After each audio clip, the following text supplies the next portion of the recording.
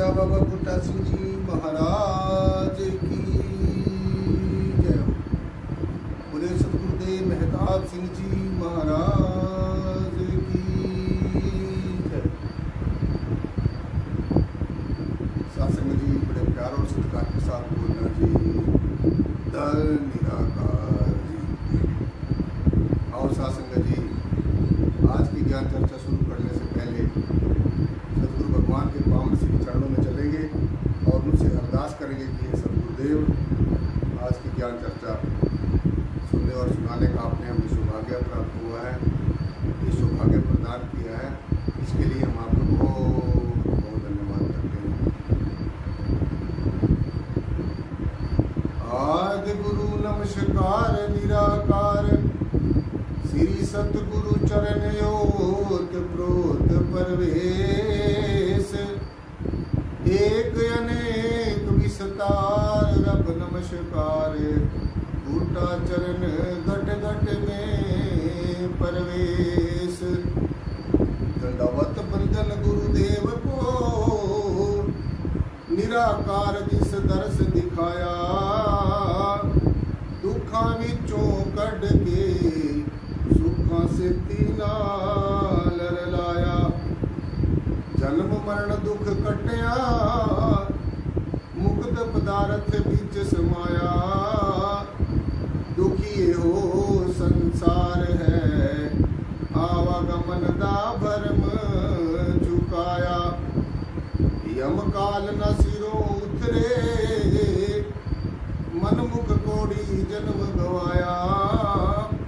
शरण पड़े बूटा सिंह दी, सत शब्द दे मुक्त कराया।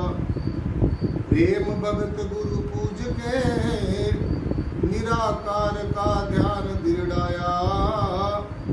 जेहा बीजा महताब, तेहा फल पाया। जेहा बीजा महताब, तेहा फल पाया। धन धन मेरे सदगुरु, पूर्ण गुरु महताब। बार बार करूं वंदना, नमस्कार हर बार।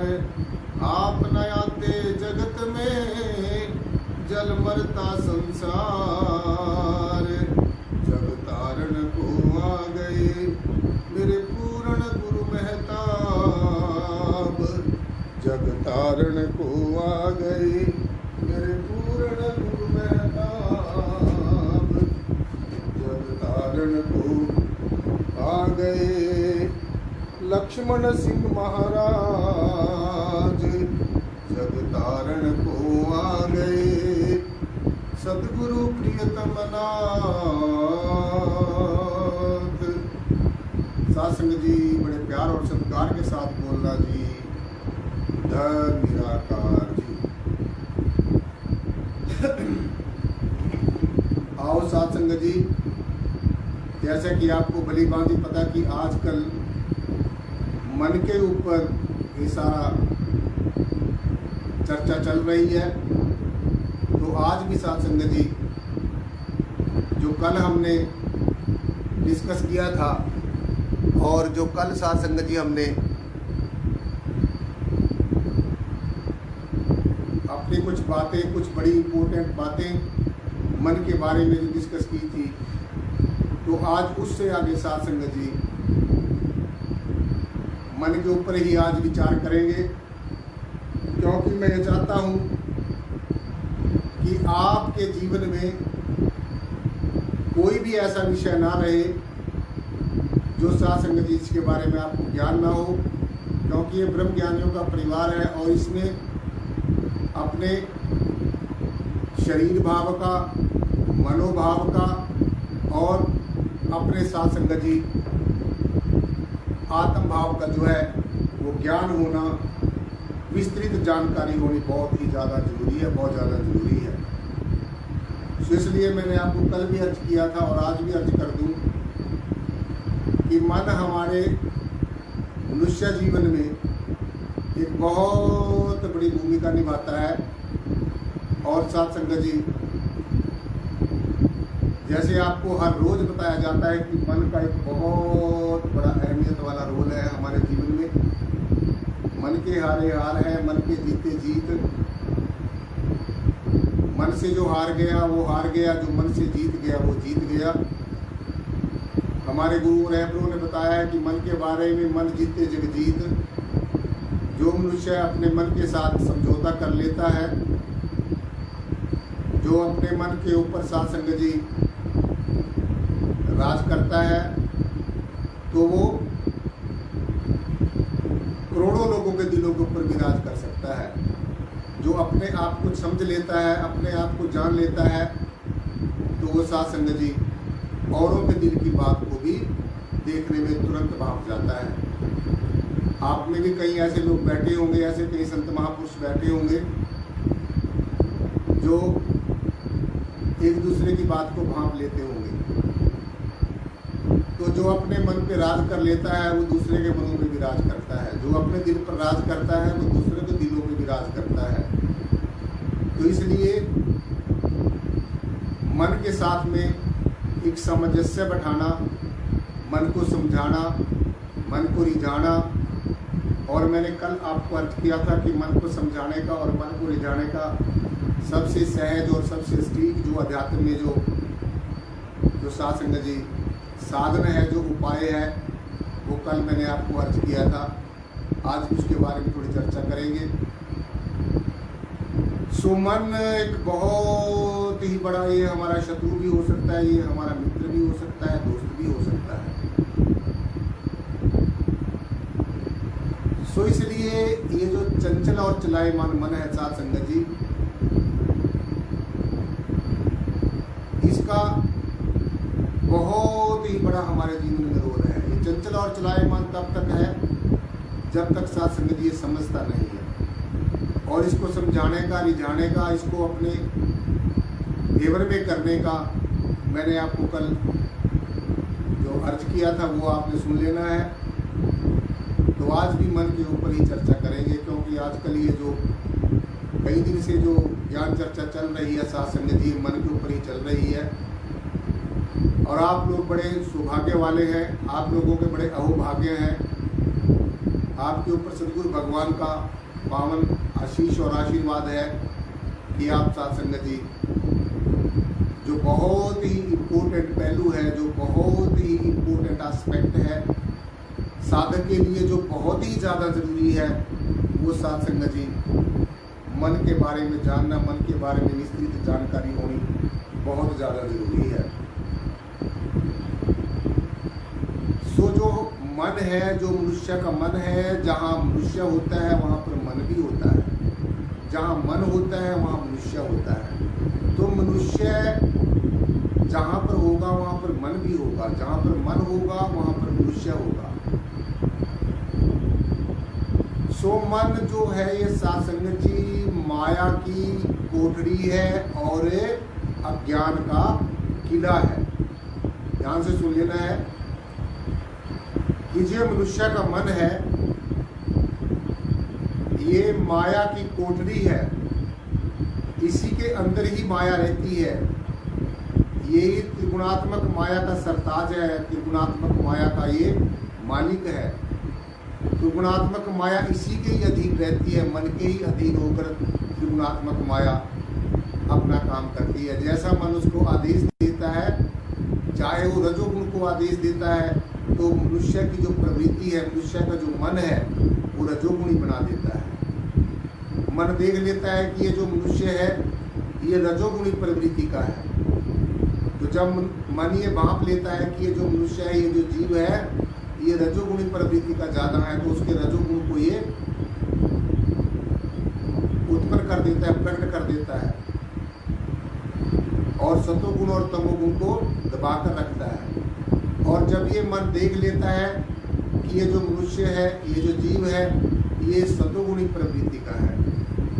अब जैसे आप अपने आप को देखो कि आप कौन सी प्रवृत्ति में आते हैं। आप सतोगुण प्रवृत्ति में आते हैं, क्योंकि आप विद्या प्रति सत्संग में आते हैं, सेवा करते हैं और परमेश्वर का सुमिरन करते हैं। तो सत्संग, सेवा और सुमिरन जिसके जीवन में है, तो समझ लेना चाहिए वो सतोगुणी प्रवृत्ति का जीव है।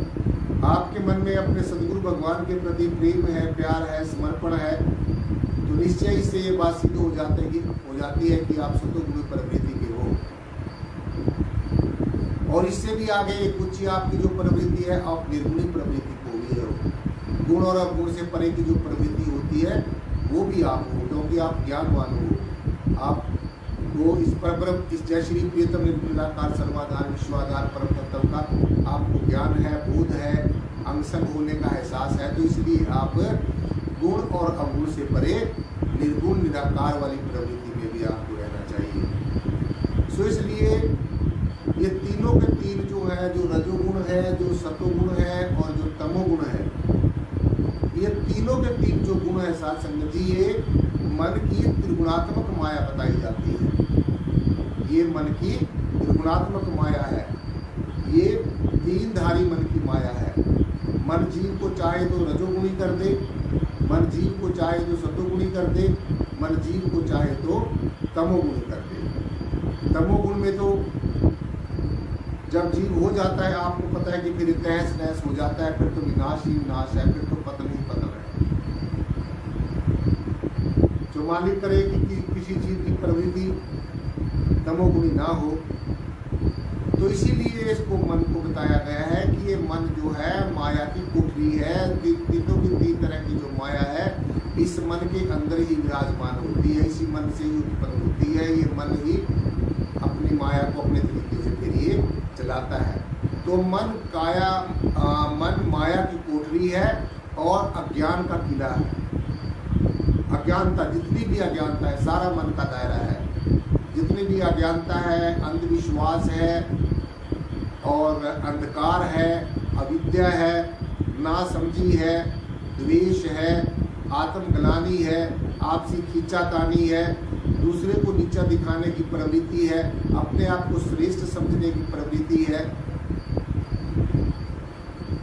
और किसी भी तरीके का भेदभाव है, अपने आप को ऊंचा नीचा समझने का भेदभाव है।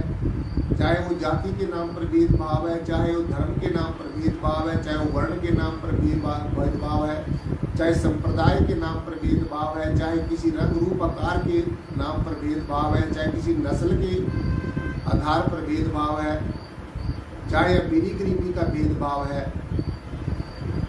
किसी भी तरीके का भेदभाव है, ये सारे की सारा मन का दायरा है। ये मन का ही प्रोजेक्ट है। ये सारे का सारा जो है मन का प्रोजेक्ट है, मन की माया है। जहाँ लगी ये मन जाई भाई, तहाँ लग सोचो माया जाई। तो ये जो त्रिगुणात्मक माया है साथ संगत जी,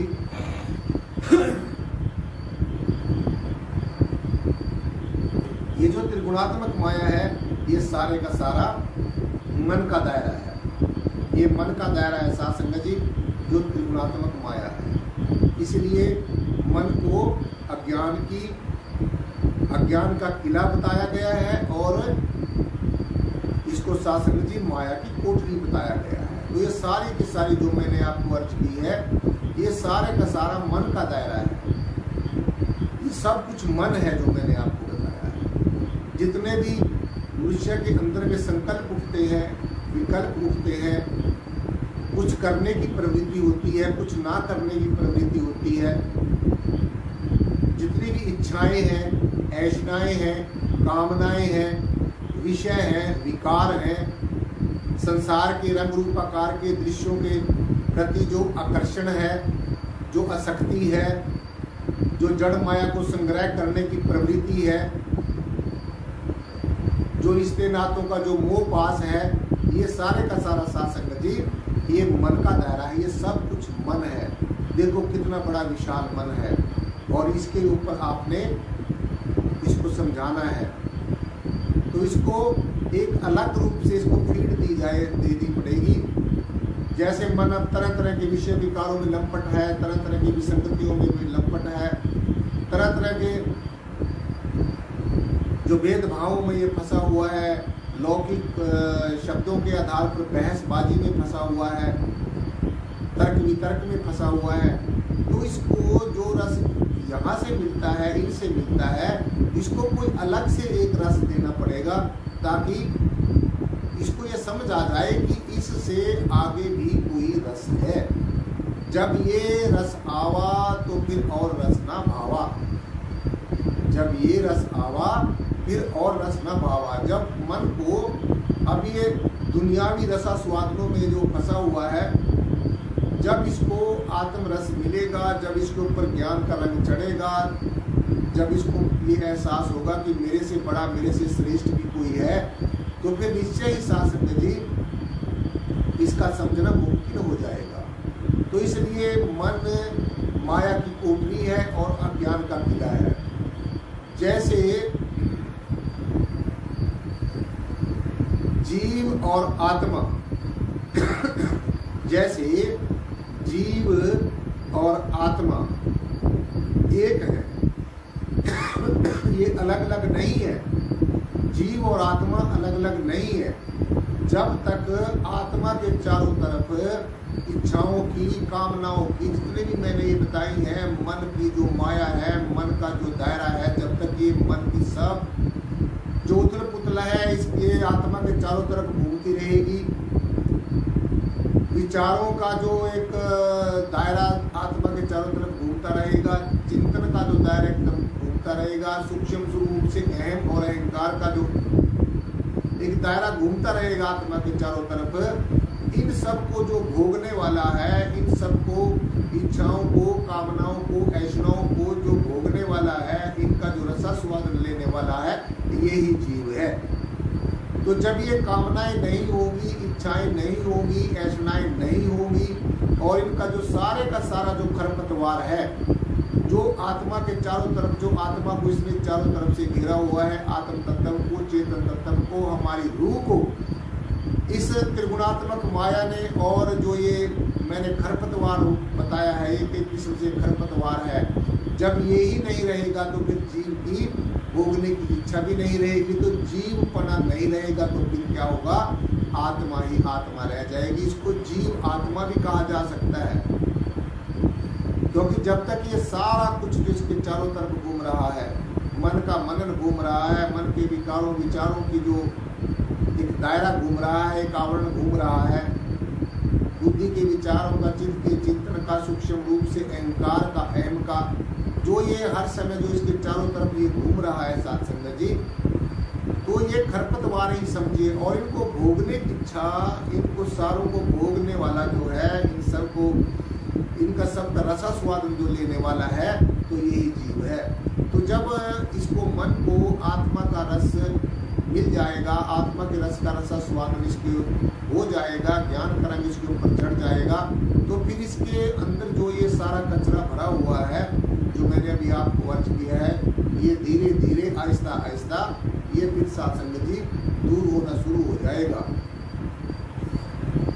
और जिस दिन ये सारा कुछ निर्मलता इसके अंदर आ जाएगी, पवित्रता इसके अंदर आ जाएगी, परिपूर्णता इसके अंदर आ जाएगी, तो फिर जीवपना खत्म हो जाएगा, फिर आत्मा ही आत्मा रह जाएगी। एकम आत्म सर्वभूतेषु, सब जगह एक आत्मा ही आत्मा है, आत्मा से सिवाय दूसरा कोई नहीं है। इसलिए ये जो मन है, ये आत्मा का एक बिगड़ैल बेटा भी बताया गया है। जहाँ पर मन होगा, क्योंकि मन को सक्रिय करने वाली, मन को मनन करने की शक्ति देने वाली, बुद्धि को विचार करने की शक्ति देने वाली, चित्त को चिंतन करने की शक्ति देने वाली आत्मा है, चेतना है, परम चैतन्य परमेश्वर का अंश आत्म तत्व है। अगर आत्म तत्व है तो तभी हम देख रहे हैं, तभी हम बोल रहे हैं, तभी हम सुन रहे हैं, तभी हमारे शरीर के जो अंग प्रत्यंग है, इंद्रियां, ज्ञानेंद्रियां, कर्मेंद्रियां काम कर रही है, मन बुद्धि चित्त काम कर रहा है। ये जितना भी प्रोसेस है, ये सारे का सारा प्रोसेस, जितना भी ये प्रोसेस है, ये सारे का सारा आत्म तत्व के कारण ही सक्रिय है, आत्म तत्व के कारण ही सारा काम कर रहा है। तो इसलिए जैसे जहाँ पर जीव होता है वहाँ पर आत्मा होती है, जीव और आत्मा एक ही है, दो नहीं है। जैसे आप एक वृक्ष लगाते हैं, एक वृक्ष लगाते हैं तो उसके वृक्ष के आसपास जो खरपतवार पैदा हो जाता है, जो घास फूस पैदा हो जाता है, तरह तरह के जो पौधे पैदा हो जाते हैं जो आपने बीजे भी नहीं है, आपने उनका बीजारोपण नहीं किया है, आपने तो सिर्फ एक पौधा लगाया। लेकिन पौधा कोई भी एबीसी कोई पौधा है, उसके आसपास जो घास फूस खरपतवार पैदा हो जाता है वो कहाँ से आ जाता है। तो अगर आप पौधा नहीं लगाओगे तो